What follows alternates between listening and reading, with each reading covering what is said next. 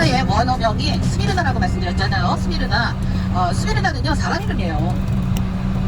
이 아름다기로 소문난 키프로스의 공주 이름이에요. 키프로스가 어디? 구브로. 바나바의 고향이 구브로. 근데 바나바가 살았던 시대가 아니라 그리스 신화에 이제 보면은 그 키프로스 이 섬은 아름다움과 사랑의 여신 아프로디테한테 바쳐진 섬이래요. 아프로디테를 숭배하는 섬. 근데 아프로디테만 숭배한 게 아니라 디오니소스도 숭배하고 여러 이제 신들을 숭배를 했어요. 이 키프로스 섬에 공주가 태어났는데 이 아기 때부터 그 미모가 너무도 출중했대요. 그래서 이 키프로스 사람들과 그리고 왕과 왕비는 어린 이 스미르나 공주를 보고 우리 스미르나는 어쩜 이렇게 아름다우냐, 이 아름다운 미의 여신 아프로디테도 우리 스미르나보다 아름답진 않을 거야, 이러면서 키웠대요. 근데 이 아프로디테는요, 도덕하고는 닭산 여신이에요. 아주 질투심이 강했습니다. 그래서 그걸 보고, 먼저 여러분들, 이거, 19금이니까 미성년 되시는 분들은 지금 좀 귀를 막아주시겠어요? 19금이에요. 성경적인 이야기는 아닙니다. 어제 그래서 아프로디테가 이 질투의 화신이에요. 자기 미의 여신은 자기를 참미해야 될 사람들이 공주 스미르나를 막 참미를 하니까 질투에 불타오르 했습니다. 아프로디테한테는 아들들이 있었는데 그 아들 중에 하나가 누구냐? 사랑의 신 에로스.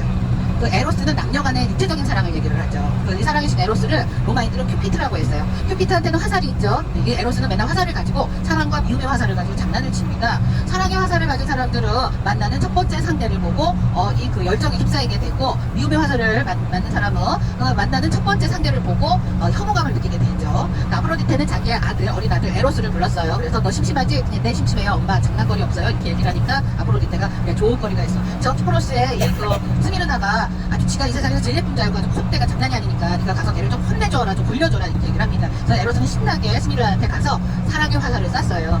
자, 근데 운명의 신은요, 절대 사람 편이 아니에요.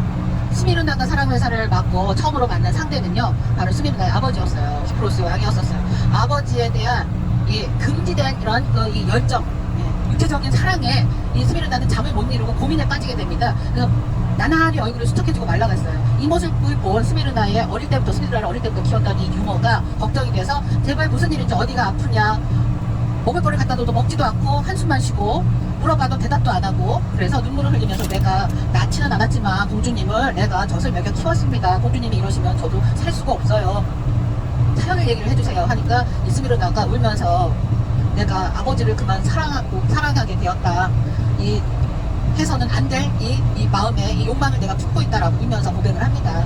그 말을 들은 이 주모는 스미르나 공주를 도와주기로 했어요. 이 키프로스 섬에는요, 매 9월, 10월 이 수확철이 되잖아요. 포도 수확철이 되면 포도주를 담가가지고 온 그 나라에 있는 모든 분수에 포도주를 가득 채워놓고 먹고 마시고 해가지고 밤이 되면은요, 얼굴에 가면을 쓰고 평상시에 자기가 눈여겨보고 있었던 상대, 짝사랑하던 상대에게 쪽지를 보내서 미래를 해서 거기에서 혼음을 하고 즐기는 그런 풍습이 있었어요. 디오니소스의 축제가 있었어요.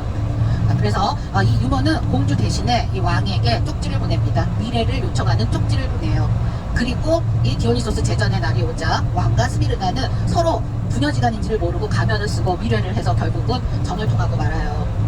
이걸로 그냥 끝이면 신화 얘기가 아니겠죠. 스미르나의 배가 점점 불러오기 시작한 거예요. 아이를 가졌어요. 스미르나가 이제 아이를 가지자 이 왕과 왕비가 스미르나를 다그치기 시작합니다. 누구의 아이냐?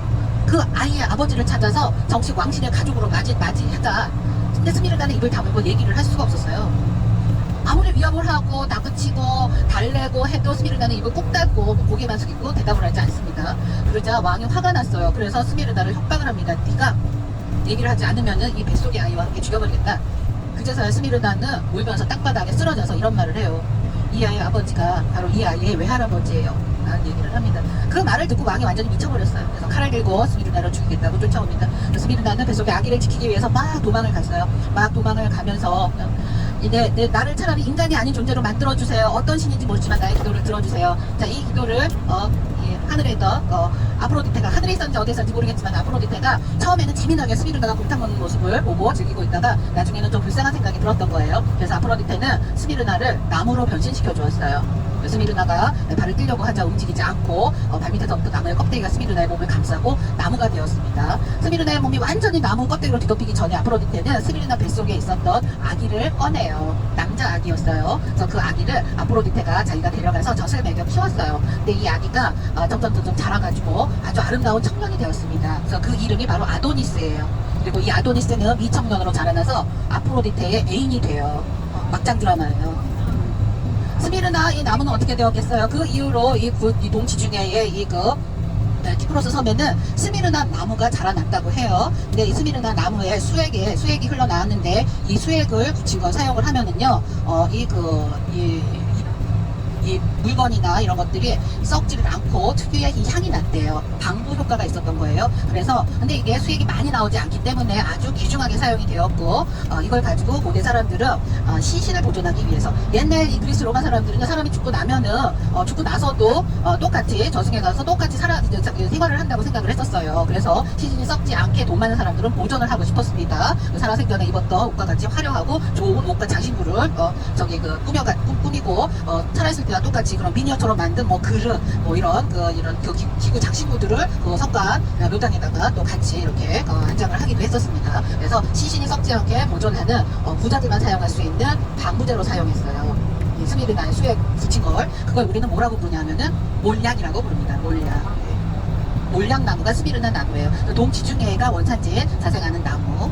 근데 지금 우리가 가고 있는 이즈미르는 천연 항구. 이게 산이 쭉 둘러싸여 있고 그 산 아래쪽으로 바닷물이 들어와 있어서 천연 항구가 형성되어 있는 곳인데, 이 모습을 높은 데서 내려다 보면 그리스의 대표 미인인 스미르나 공주의 왕관 같다. 스미르나 공주가 왕관을 쓰고 있는 것 같이 아름다운 미향이다 해서 스미르나라고 하는 이름이 붙여졌다고 해요. 이 스미르나에는 몰약나무가 나오지 않아요.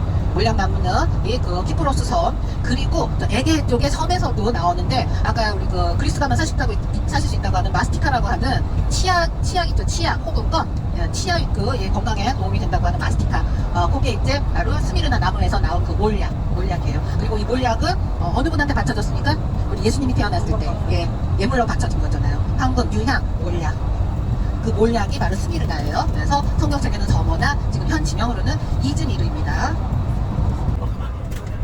여기가 이즈미르입니다. 대도시죠? 꽤 아파트들이 많아요. 여기에는 터키인들이 가장 살고 싶어하는 도시가 이즈미르입니다. 도시가 큰 만큼 대도시인 만큼 쇼핑센터나 여러가지 편의시설들도 많고요. 공연장도 많고 스포츠 시설들도 많고요. 그리고 이 이즈미르의 전반적인 생활 수준이 높습니다. 특히 터키에서 지식인들 있죠. 여기 전문직 가지고 계신 변호사, 법 쪽에 일하신 분들, 의사 이런 분들이 은퇴하고 나서 이즈미르로 이주를 해서 많이 사세요. 에게에도 가깝기 때문에 여기 휴양하기도 좋고요.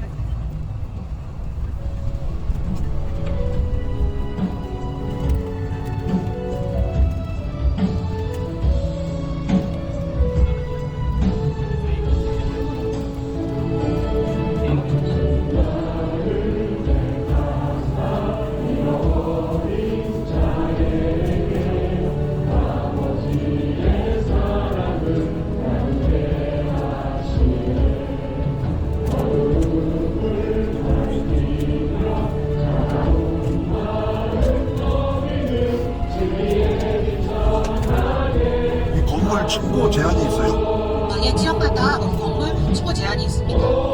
자연 경관이 좋은 곳은 높게 짓지 못하게 해요.